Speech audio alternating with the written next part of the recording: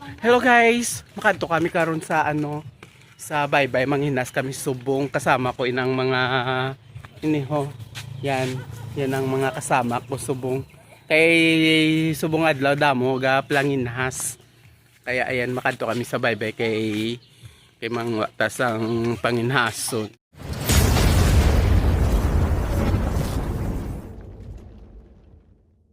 Yung alagyan diri nga shortcut pakadto sa Baybay. Maagyan manamon ang simbahan sang Born Again. Ayan.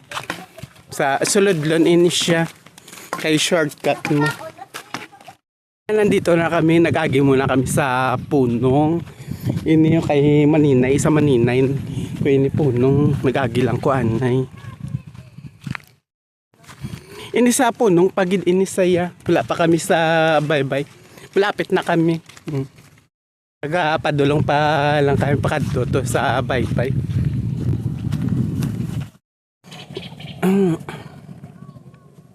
Ari na kami sa dagat, kaso nga lang hindi pa taob daw ayaay. Ara pa ho. Ito na mga upod ko ho. Nanginas na lang kami. Baw lutak-lutak. Sa mga kaduulan ho. Baw ka sakit. Do, may ara may alanan. Ano ho? May alanan. Wow. Ay wala unod. Aray ko.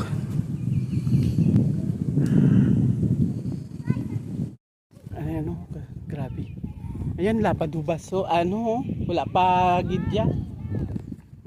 Paninggit na itong mga upod ko. Araw, mo kaplanginhas. Araw mga upod ko. Grabe.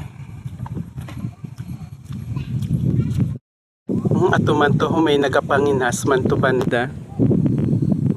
Araw.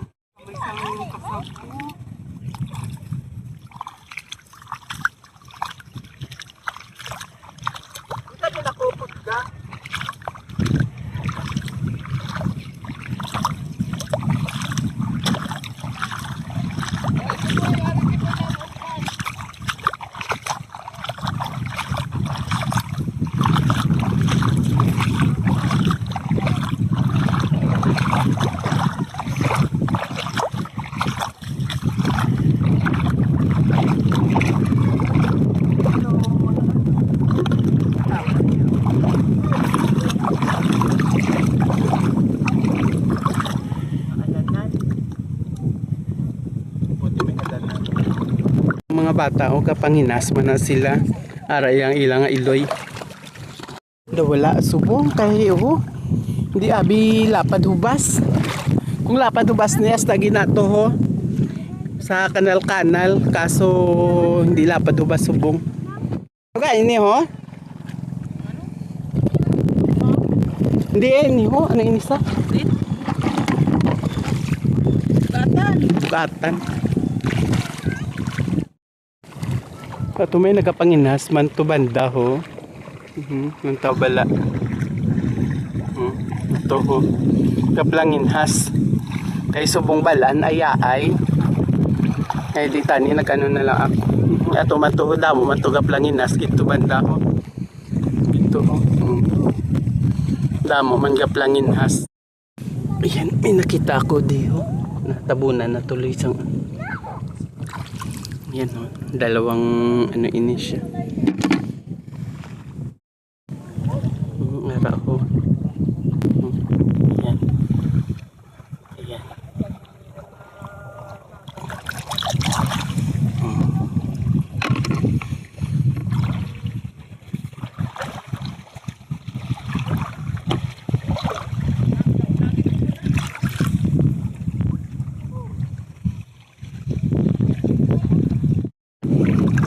Meron ako dito nga nakita. Ano ba yan? Natuloy na tugatan.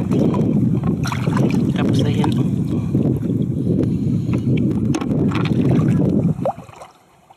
luwangan ina siya. Inang bundok na nga makikita natin. Pero malayo pa yan dito. Pero makita mo parang lapit lang, no? Pero nasa parte pa rin, nasa San Carles. Ang Isla Gigantes, malayo pa, bali 2 hours ang biyahe papunta doon. So medyo, at saka isa pa nagtanong ako kung magkano ang pamasahe pa kadto gito.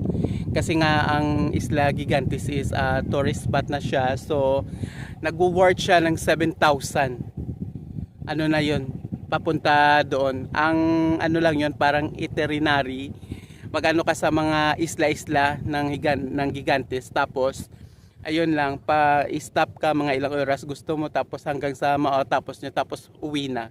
Ganun lang ang ano nun, ang ano ng itinerary pag magpa-pump boat po kayo, kasi meron na siyang ano doon na 7,000 ang package sa Bangkal Port ang pinaka ano niya, ang sakayan pakapunta doon, kasi kailangan malalaki daw ang bangkang sasakyan, yung medyo ano na siya, kasi nga malayo kasi yun eh. Tatawid pa kasi ng ano yun, ng malalim na dagat, bali pinaka ano na yun, dinadaanan ng barko, malaki ang balo daw doon, kaya hindi basta-basta magpapampot daw yung palaisdaan na pampot, kaya ganun siya kamahal. Hindi na kuha yaho, sakot pa lang ho. Ari pa lang kuha ko yaho ko, bilang naka-oras. Lapagid. Lapad na ang hubaso, damo nagaplangin has.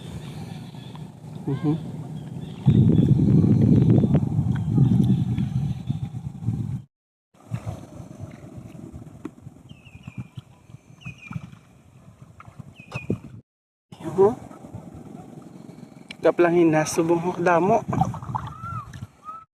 Ano sa ho? Hanggat tinaragtarag yung isa ya ho. Hapon na ho, kaya nagagalom. Mapuli na kami kay ano na oras. Buwas naman. Ano ho, mangrove na. Kaano gid sinaya. Namin natin pag ano dalom tubig kay hasta ginato sa pinakahigad. Kay buwas tao, maligo kami buwas. Puli na kami, yung damo ya iya kuha ya ho. Isagid ya ka, Punaw. Isagid na ka kasuludanan baw sakon niya ho. Isagid lang niya sa amo lang niyang panudan kuya. Grabe sa humangwa.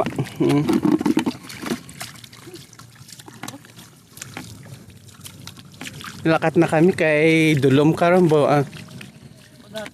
Ayan, mapuli na kami. So, ang kakapoy magpinanginas subong. Ang mga upodamon, kami na lang nabilin diri subong kay alas 5 na. Ay kay gagalom pa, kay baka umulan.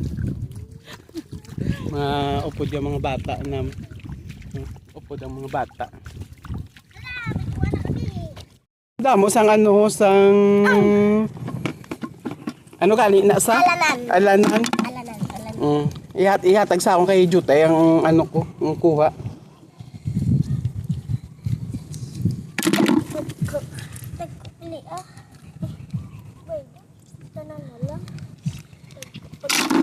Doon nagdamo subong yung alanan ko, yung bitbit ko. Kaya damo alanan, bawa. Tama na subong gabi ang amon. Damo na ka. Ugan, tama na.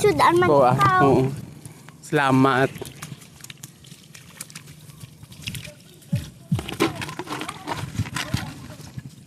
Kaduulan ang amon nga, grabe mga kaduulan. Bawa, hindi kakaan sinabaw, pilas gid ang til mo sinaiya. Ari na kami kalakat na puli.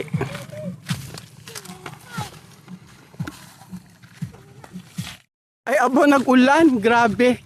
Inulanan kami ngayon, layo pa. Ari pa lang kami sa ano. Nag-ulan ho, bawa. Gatalithi.